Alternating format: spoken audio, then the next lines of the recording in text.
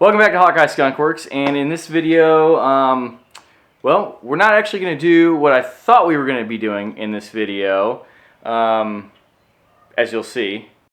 Welcome back to Hawkeye Skunk Works, where we are going to buy another vehicle. Yep, stay tuned. Okay, well, we're going to look at another vehicle. Hopefully buy it. We wouldn't be going to buy it, or look at it if we weren't going to buy it. We've got Hawkeye Skunk Works Senior here. We're actually looking at a vehicle for him, a 2000 4Runner. So we are going to the great communist state of Illinois, and comments down below on that. Go right ahead. After we brought our 2005 home, my dad was like, "Yeah, I think I need one of those," and so we've been looking for a little while. So that video was supposed to be us going to pick up a 4Runner for my dad, and unfortunately, once we got there, upon further inspection, the frame had rotted away and been welded back together. And yeah, which was really unfortunate because the rest of it was amazing. And so my dad was needless to say, extremely disappointed, but the search will go on. We are going to be making, or finishing rather, some brackets to mount my Rola roof rack that was on my Jeep onto the 4Runner. Mount it directly onto the roof rack rails, the front to back bars, not the crossbars. Those are gone, so this will sit right in between those bars and mount nice and low. So what I started with, I've got some angle iron. This is 3.5 inch angle. It was 3.5 by 3.5, but I've cut down this side. This is where it's going to mount to the actual crossbar. And at the end of the video, I'll show you guys all these mounted up so you get a better idea of what we're looking at. And then on this side, I've got it's about 1.25 inches from the bottom of the plate there. You need a good inch worth of surface there to bolt to. And then for the inserts that slide into the bars themselves, the factory bars, I've just got some 1 inch by 1/4 inch steel stock. I just bought a 3-foot strip of this at the hardware store. It was $6. I have some 1/4 inch plate that I just could have cut these out of, but this was, $6, and I've got a bunch of extra, so it was super easy. These are, I think they're actually 1.125" is what they're called.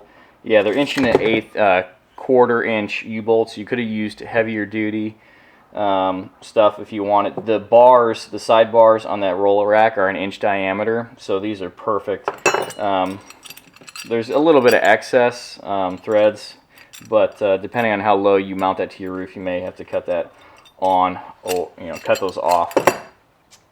And that's really, there's not much to it. It's super easy. I don't have any like blueprints for you guys. So this is the inch bar stock. I cut them at 2.5 inches, and then the holes are 3/4 of an inch from the ends, and they're just 1/4 20 tapped. If you've never tapped anything, don't be scared to tap something. You can go buy at the hardware store matching drill bit and tap for $5. Use some oil. You can use motor oil, transmission fluid, whatever, to help lubricate that bit and the tap to make it last longer. Go nice and slow. You don't even have to have the special tool for the tap, although it does really help. I don't have one. I use a pair of vice grips. I've also used an adjustable wrench. So that's redneck, I know, but it works. Especially since these don't have to be, I didn't drill these with a drill press, so the holes aren't perfectly perpendicular. This is not a finely tuned thing where everything has to be, perfect. So I've got a little bit of cutting left on these brackets. I've made some 45-degree marks here. I'm going to trim these down and just kind of make them a little bit neater. You don't really need 3.5 inch, but that's what I had, and I just made one cut on the one side. I'm guessing probably right now some of you guys are, you're yelling at me that this stuff's not going to be strong enough. A few things here. Those rails on the roof are not meant to support very much weight to begin with. Okay, they're the factory rails. That Rola rack, if I think of it, I'll double check the specs before I edit this video, and I'll put it in somewhere. I think the weight rating on that rack is only like 200 pounds, okay? So we're not going to be putting a rooftop tent on there ever, because I'm not going to put one on there, let alone it won't support it. I think I can be honest with you guys that at this point the rack is more for looks than anything. I keep a shovel mounted on it. It may get some luggage on it at some point, and I stack firewood on it sometimes when we go for the weekend. So it's not a ton of weight. These brackets, they're like 1/8 inch steel brackets, and it's not like heavy duty angle iron. This is basically bent plate. If it starts to sag eventually, I'll weld in some triangular gussets on here, just tack them in. It'll be perfectly fine. I've got 8 1/4-20 bolts holding it to the side rails. I really think it's going to be more than okay. So, moving on. When it comes to the mounting holes for the U-bolts, that rack sits approximately 1 inch in from each rail on the back, about 1.125 to this spot on the outside of the rack. And in the front, the crossbars narrow a little bit, so I'm going to have to jump up there, mount the brackets, and then kind of reconfigure exactly, just mark where it's probably going to have to be more like this before I drill my holes and get it mounted. Well, there's the rack all mounted up now, and I think it looks absolutely fantastic. I'd take it outside and get some further away shots, but it's pouring down rain outside. So I am absolutely loving the way that this looks. And for those of you who don't know already, this is the standard roller rack with the extra like 24 inch. No, I think it's 20 inch extension in the middle. And it's mounted super low. I'm going to try to show you guys just exactly how low.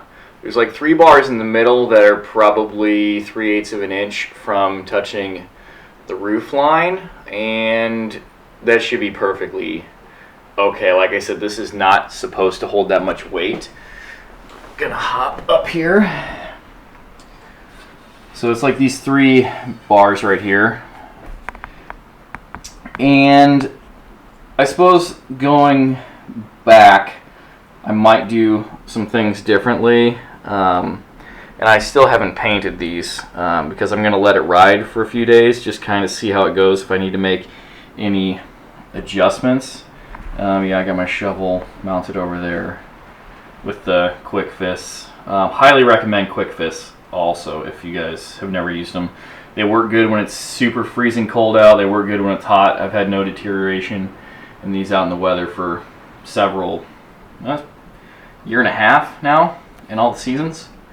So, but anyway, if you wanted this rack to be higher in general, all you would have to do is just take this bracket and flip it over, and you'd probably gain about 1.5 inches of height. The bottom of the rack would sit about the same height as the top of these rails. And yeah, the one thing that I may change, I would have preferred to drill these holes just a little bit closer to this bottom part of the angle, but then I wouldn't have been able to use a socket, but I could use Allen or Torx headed screws. And if I find some heavier duty angle, I may do that just to move this up just a little bit, not much. That's one thing I would have changed.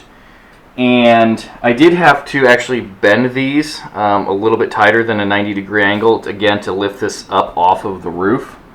I just put the short side in my vise and then hit the big side with a mini sledge a couple times, and it just gave it a little bit of negative camber. But yeah, I absolutely am loving the way that this fits up here. It's super sturdy. It's locked in there really good. I got plenty of room back here for the spoiler to open up and to not hit that. I can't tilt open my sunroof anymore, but I really don't care about that. I hardly ever did that. I just opened it all the way most of the time anyway, so yeah.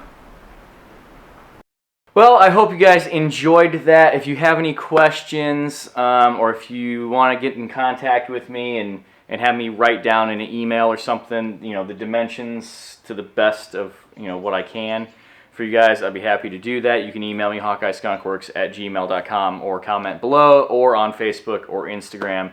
Hit me up over there. I did want to take a minute and give a quick shout out to a subscriber. I believe he said his name was Kurt. I'm sorry, I'm awful with names. If you're watching this, you'll know. Saw him at the hardware store the other day. I turned around an aisle and he said, "Hey, do you have a YouTube channel?" And I said, "Yes, I do." So I have always told my wife that when someone recognizes me in public, I'll know that I've made it. So thank you very much for helping me feel good about myself. I did miss a weekend video because of Easter. I'll make sure I throw in another like 2 video week for you guys here coming up. I'm going camping this weekend. I'm going to try and film some videos, do some editing. I want to do a walk around of the suspension of the 4Runner now that's all on, because it's awesome. And we'll get some videos posted for that. So please be sure to subscribe, hit the thumbs up if you enjoyed the video, and make sure to turn those notifications on so you'll see when I drop that suspension video and all the rest. So until next time, thank you, take care, goodbye.